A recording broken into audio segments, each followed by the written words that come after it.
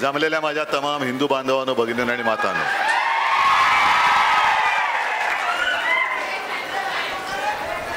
मी आज येताना पेपरमध्ये वाचलं, नाही नको अरे घेऊन जा, की कोणीतरी गद्दारांपैकी एकाने माझ्यावर टीका केली की मी जो का आज फिरतोय कुटुंब संवादासाठी, त्यांनी असं म्हटलं की हे आता मुख्यमंत्री नाही आहेत पण मुख्यमंत्री असल्यासारखेच फिरतायत. पण माझ्या लक्षात आलं मी मुख्यमंत्री नाहीये, कारण मुख्यमंत्र्यांच्या कार्यक्रमाला रिकामे सभा खुर्च्या असतात, माझे मंडप असतील, मैदानं गच्च भरलेली असतात, त्याच्यामुळे मी मुख्यमंत्री नाही हे मला माहिती आहे. एक 2 दिवसापूर्वी मी मावळमध्ये होतो, रायगड, आणि संध्याकाळची सभा होती उरणची. अक्षरशः थंडी वाजत होती आणि त्याच्यानंतर आज इथे आलो तर घामाच्या धारा फुटत आहेत. सांगण्याचा मुद्दा, तुम्ही म्हणाल हे आम्हाला काय सांगताय कौतुक, तर थंडीमध्ये सुद्धा गच्च गर्दी, मैदान गच्च भरलेलं, आणि आज या लाई लाई करणाऱ्या गरमीमध्ये सुद्धा तुम्ही तसेच बसलेला आहात. म्हणजे थोडक्यात काय की संपूर्ण महाराष्ट्र आता चवताळलेला आहे, वाट बघतोय निवडणुका कधी येत आहेत. आज मी या 2 दिवसाच्या माझ्या कुटुंब संवादाची सुरुवात करताना पहिल्या प्रथम ओमराजे आणि कैलास,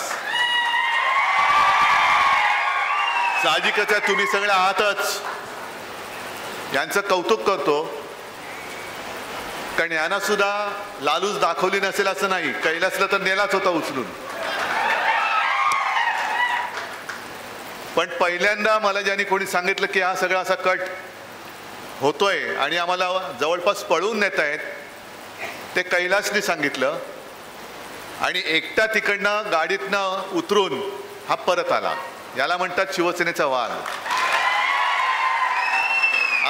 असंच मी आता ही लहान, माझ्यासमोर ही लहान मुलं आहेत म्हणून मी त्यांना हक्काने अरे तुरे म्हणतोय, ओमराजे तुम्हाला पण, कैलास तुला पण, आणि आमदार आहेत, खासदार आहेत, मोठी माणसं आहेत बाबा, आणि हल्ली आमदार खासदाराबद्दल काही बोलायची माझी तरी हिंमत नाही. पण तसं नाही, मी आमदार खासदार नाही समजत, हे माझी हक्काची माणसं आहेत. आणि संपूर्ण राज्यामध्ये आता ते भाजपच्या लक्षात आलंय की शिवसेना, त्यांना वाटलं होतं की इतर पक्षांसारखं शिवसेना फोडली, आमदार खासदार फोडले म्हणजे शिवसेना संपेल. नाही, शिवसेना तशी नाही संपणार. शिवसेना भाजपला संपवून, गाडून, मूठ माती देऊन पुढे जाईल, पण शिवसेना संपणार नाही. काल परवाकडे अमित शहा आले होते, देशाचे गृहमंत्री. मणिपूर पेटले, तिकडे जायची हिंमत नाही, तिकडे शेपूट घालतायत, आणि महाराष्ट्रात फणा काढतात, हा नागोबा. काश्मीरमध्ये जायची हिंमत नाही, तिकडे शेपूट. अरुणाचलमध्ये चीन घुसते, तिकडे शेपूट. आणि असा शेपूट घाल्या गृहमंत्री महाराष्ट्रात येऊन आमच्यावरती फणा काढून गेला. माझ्यावरती काय बोललं ते दुसरं नंतरच्या सभांमध्ये मी त्याचा समाचार घेईनच. पण यांची हिंमत होत नाही तिकडे जायची. आणि बोलताना काय बोलून गेले की हे महाविकास आघाडी, म्हणजे आपण जे काय आहोत, आता सुद्धा माझ्या व्यासपीठावर काँग्रेसची सुद्धा लोक आहेत, राष्ट्रवादी आहेत, मला ठिकठिकाणी स्वागतासाठी काँग्रेस पण आहे, राष्ट्रवादी सुद्धा आहे, अगदी वंचितची लोक आहेत, मुस्लिम सुद्धा आहेत, सगळे जातपात धर्माचे लोक स्वागतासाठी येतात. पण अमित शहाने एक नवीन शोध लावला की महाविकास आघाडी म्हणजे पंक्चर झालेली रिक्षा आहे. ठीक आहे, आमची तर रिक्षा पंक्चर झाले कारण आमची रिक्षा साध्या माणसाची आहे, पण तुमचं ट्रिपल इंजिनचं जे काय चाललंय, ट्रिपल इंजिन सरकार, त्याला तर भ्रष्टाचाराची चाकं लागलेत. सगळे भ्रष्टाचारी ते तो का मिळवावा, भाजपा धर्म वाढवावा, असं अमित शहांचं आणि मोदींचं चाललेलं आहे. आणि ओमराजे, तुम्ही जे बोललात, त्यांनी आपल्यावरती आरोप केला होता की तुम्ही मोदींचे फोटो लावून जिंकलात. आणि मग ओमराजे तुम्ही चांगली आठवण करून दिली, ज्या वेळेला मोदी नाव कोणाला माहिती नव्हतं तेव्हाही आम्ही धाराशिव जिंकत होतो. मोदी होते म्हणून तुम्ही. मग मी असं जर म्हटलं की शिवसेना प्रमुख होते म्हणून मोदी तुम्हाला दिसत आहेत. आम्हाला काय सांगते मोदींचं कौतुक? आम्हाला आमचे शिवसेना प्रमुख आणि माझे त्यांनी मला सोबत तुम्ही दिलेले कट्टर सगळे जीवाला जीव देणारे मावळे जे आहेत ते पुरेसे आहेत. पण अटल बिहारी वाजपेयी जेव्हा मोदींना कचऱ्याच्या टोपलीत टाकायला निघाले होते तेव्हा संपूर्ण देशात एकमेव हिंदू हृदय सम्राट शिवसेना प्रमुखांनी मोदींना वाचवलं नसतं तर मोदीच दिसले नसते. म्हणजे अशा माणसांनी जो पक्ष स्थापन केला त्या पक्षाच्या शिवसैनिकाला जिंकण्यासाठी मोदींची गरज लागेल असं तुम्हाला वाटतंय? उलटा आता त्यांच्या लक्षात आले भाजपला की महाराष्ट्रामध्ये मोदींचं नाणं चालूच शकत नाही, खोटा सिक्का आहे. आणि म्हणून त्यांनी शिवसेना चोरली, फोडली आणि बाळासाहेबांचे फोटो लावत आहेत. मी तर उघड दर सभेत आव्हान देतो, त्या मिंदेला पण देतो आणि भाजपना देतोय, अरे माझे वडील चोरण्यापेक्षा हिंमत असेल तर स्वतःचे वडील आहेत ना, त्यांचे फोटो लावा आणि मतं मिळवा ना. का स्वतःच्या वडिलांवरती आत्मविश्वास नाही एवढा की हे काही देऊ शकतील? मी राजकारणात बोलतोय, राजकारणाबद्दल बोलतोय. तुम्हाला जर का लोक बाहेरून चोरून घ्यावी लागतायत, नेते चोरून घ्यावे लागतायत, आदर्श जे आमचे हिंदू हृदय सम्राट देशात एकच, त्यांची बरोबरी करण्याचा यांनी प्रयत्न केला पण होऊ शकत नाही, कोणी मानायलाच नाही त्यांना हिंदू हृदय सम्राट. या अशा भाडोत्री पक्षाला काय एक अवदसा सुचणे मला कळत नाही. मी प्रत्येक सभेमध्ये जे सांगतो की यांचं हिंदुत्व आणि आमचं हिंदुत्व वेगळं आहे आणि आपली सुद्धा फसगत झाली. गेल्या वेळेला मला कल्पना आहे की इथे लोकसभेची जेव्हा सुरुवात झाली तेव्हा लातूरमध्येच पहिली सभा झाली होती, बरोबर आहे ना? मोदीजी आले होते, मला बोलवलं होतं, मान पान सन्मान, आणि मग मोदीजीने माझा उल्लेख केला होता, मेरे छोटे भाई, मेरे छोटे भाई. आता त्यांनी नवीन सुरू केलंय, ये किती इतके करोड लोक, यही मेरा परिवार आहे. आनंदाची गोष्ट आहे. आता तरी निवडणुकीपुरतं तरी तुम्हाला कळलं की परिवार आहे. पण मी मुख्यमंत्री असताना माझी एक मी घोषवाक्य दिलं होतं करोनापासून वाचण्यासाठी, माझे कुटुंब माझी जबाबदारी, बरोबर ना? मोदीजी तुम्ही अर्धीच गोष्ट दिली, मेरा परिवार, जिम्मेदारी कौन लेने वाला है वो नहीं बताया. माझे कुटुंब, पण तुमच्या कुटुंबाची जबाबदारी घेणार कोण? जसं आज सुद्धा मी सांगतोय महाराष्ट्र माझं कुटुंब आहे आणि त्याची जबाबदारी माझ्यावर आहे, मी घेतोय महाराष्ट्राची जबाबदारी. तुम्ही तर 10 वर्ष पंतप्रधान होतात, असंच आता जून मध्ये बोलण्याची वेळ येणार आहे. काँग्रेसने काय केलं, यांनी काय केलं? बरं साधा एक प्रश्न तुम्हाला विचारतो, हे जे आता त्यांनी जे काही टायरे लावले तेच रेकॉर्ड, म्हणजे आता तुम्हाला आताच्या पिढीला रेकॉर्ड काय कळणार नाही.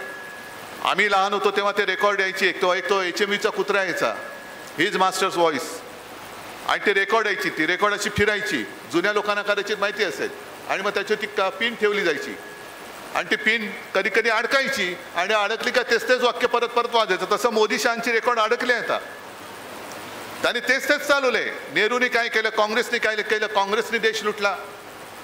मग मी तुम्हाला विचारतोय आणि सगळ्या सभेत जर मी विसरलो नाही तर प्रश्न मुद्दामून विचारतो की आता सध्या त्या निवडणूक रोख्यांचा एक घोटाळा बाहेर आला. बरं, ती स्टेट बँक सुद्धा अशी आहे, जर शेतकऱ्यांनी कर्ज घेतलं असेल कुठल्या बँकेनी तर या बँका कशा मागे लागतात, तुमच्या जप्तीच्या नोटिसा लावतात, घरदार सगळं गहाण घेतात, टाकून घेतात, जमीन लिहून घेतात, पत्नीचे दागिने, बैलजोडी काय असेल नसेल ते सगळं.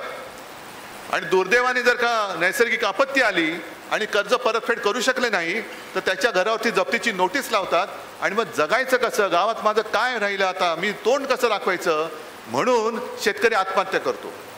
म्हणजे एवढा रेकॉर्ड तुमच्याकडे असतो. साध्या माणसांचे हजारो लाखो शेतकऱ्यांचे रेकॉर्ड तुमच्याकडे आहेत, वेळेवरती तुमच्या नोटिसा जातात त्याच्या घरावरती जप्तीसाठी.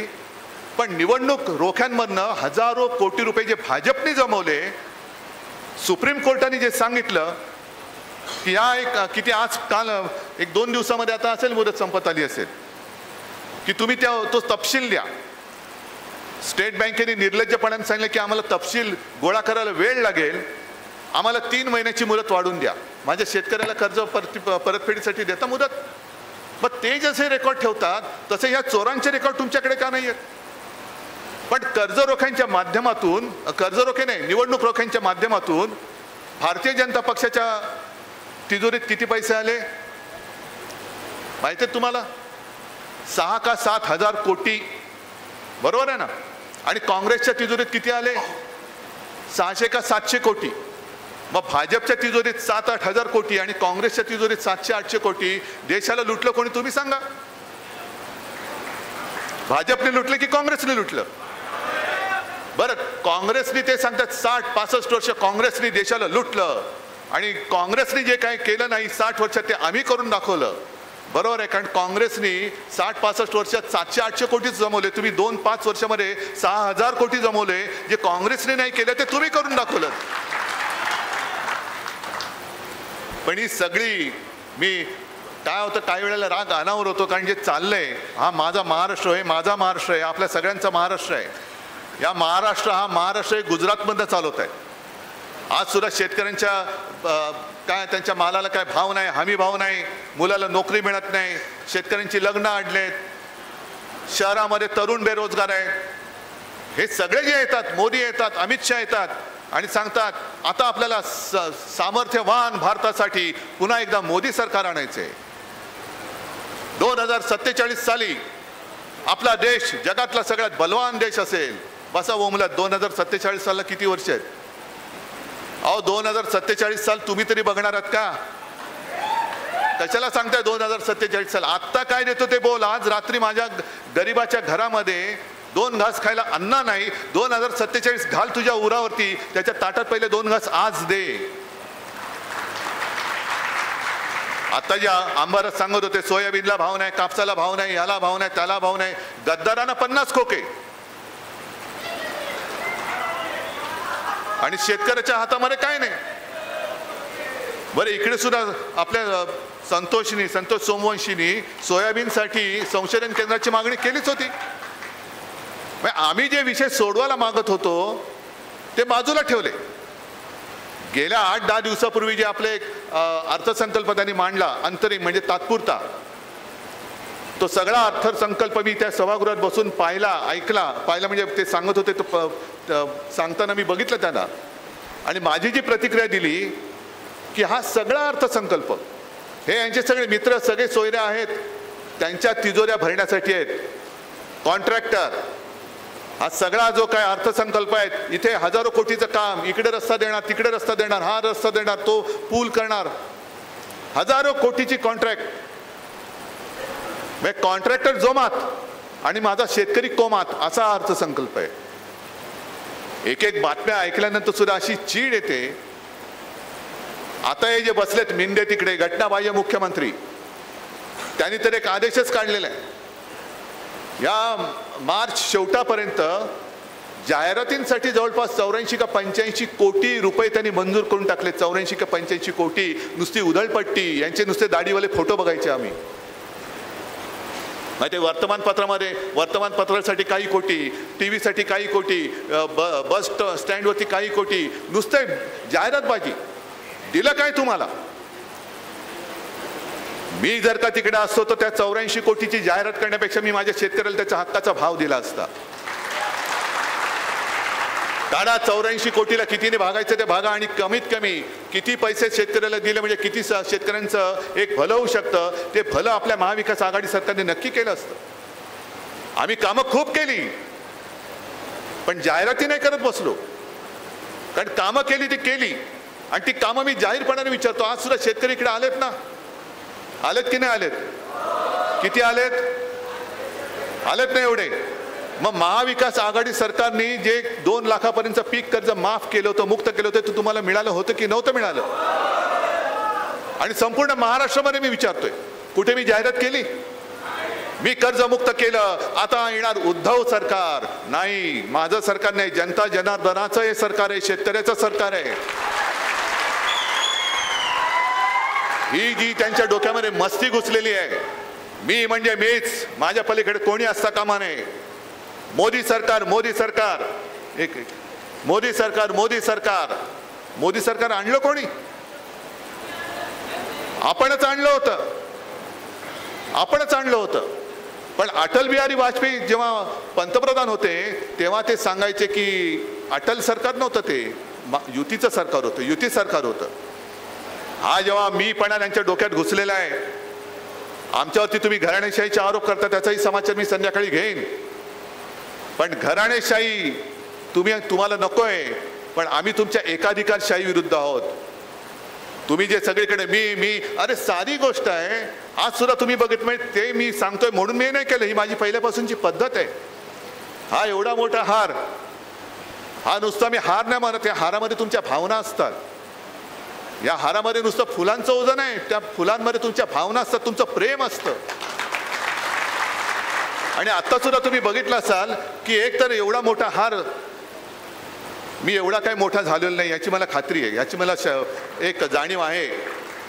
पण मी हा एवढा मोठा हार बघितल्यानंतर मी सगळ्यांना सांगतो, अंबर या, सुषमाताई या, संजय या, ओमराजे, कैलास या, सगळ्यांना मिळून, कारण तुम्ही सगळे सोबत आहात म्हणून मी आहे, तुम्ही आहात म्हणून मी आहे.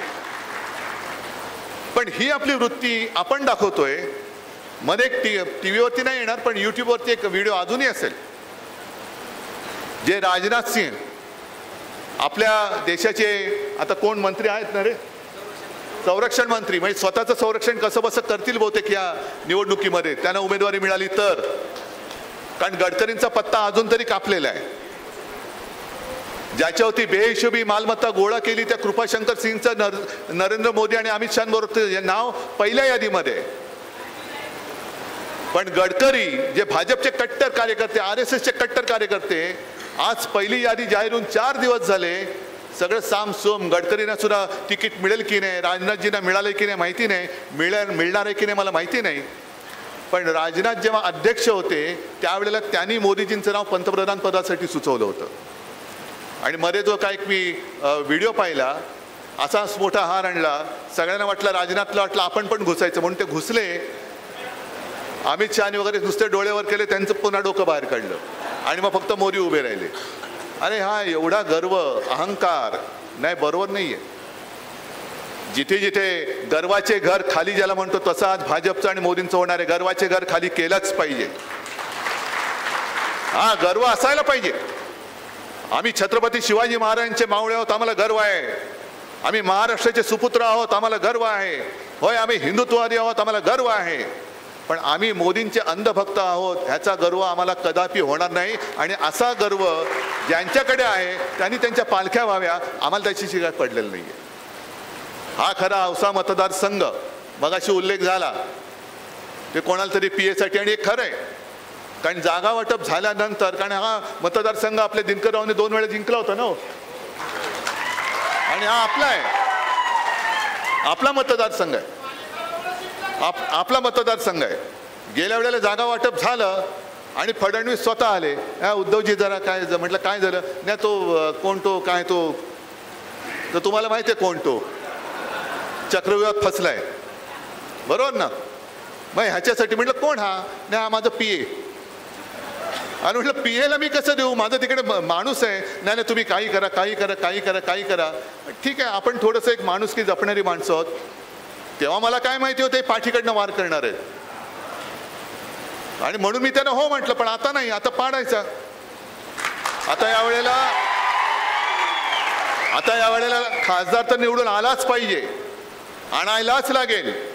आणि ओमराजे तुमचं मी खरंच कौतुक करतो, कारण तुम्ही नुसते इकडे जसं तुम्ही सांगितलं की रात्री किती वाजेपर्यंत काम करता, तो भाग एक झालाच. हा मतदारसंघासाठी, याच्यासाठी लोकांनी तुम्हाला निवडून दिलेला आहे. पण इथले प्रश्न मग ते शेतकऱ्याचे असतील, समाजाचे असतील, तिथे लोकसभेत जाऊन मोदींसमोर बोलायला सुद्धा छाती लागते. ती या वाघाची छाती आहे.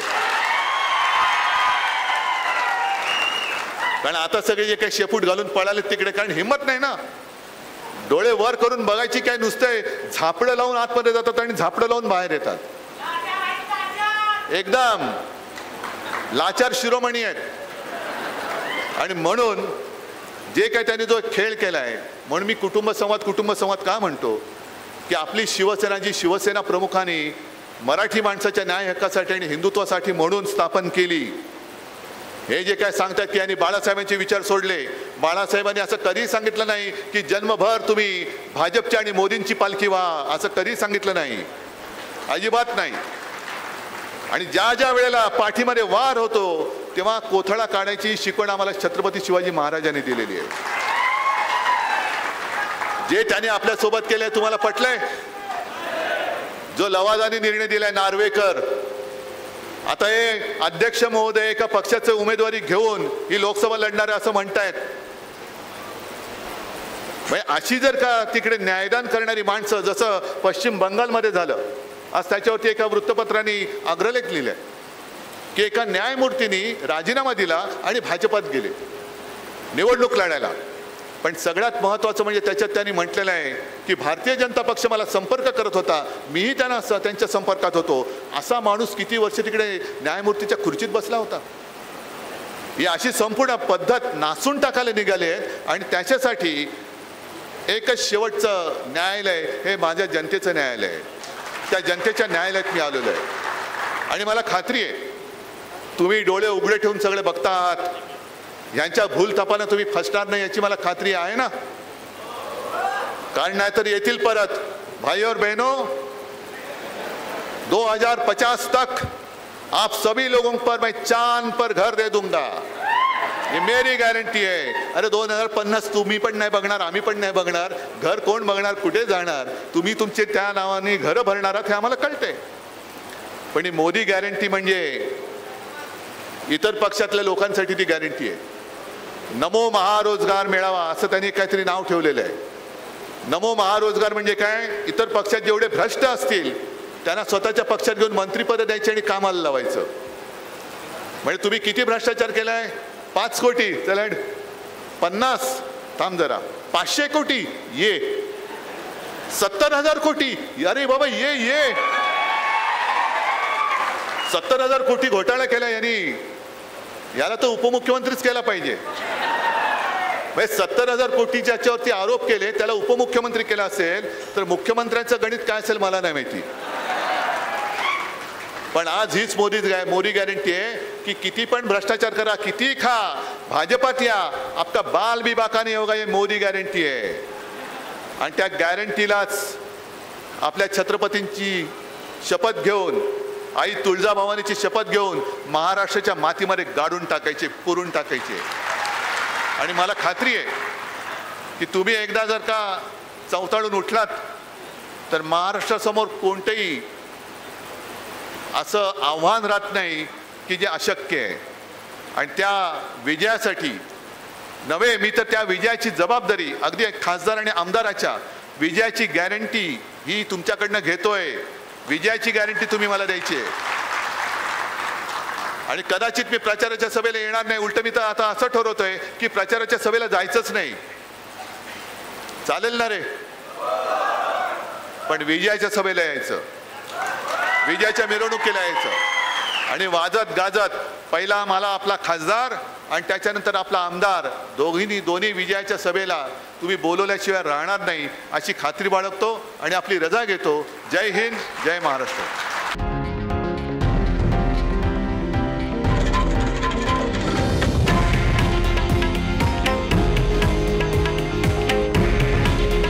हे आहे देशातील नंबर 1 न्यूज नेटवर्क आणि आपण पाहत आहात TV9 मराठी. काळजी तुमची, हित महाराष्ट्राचं.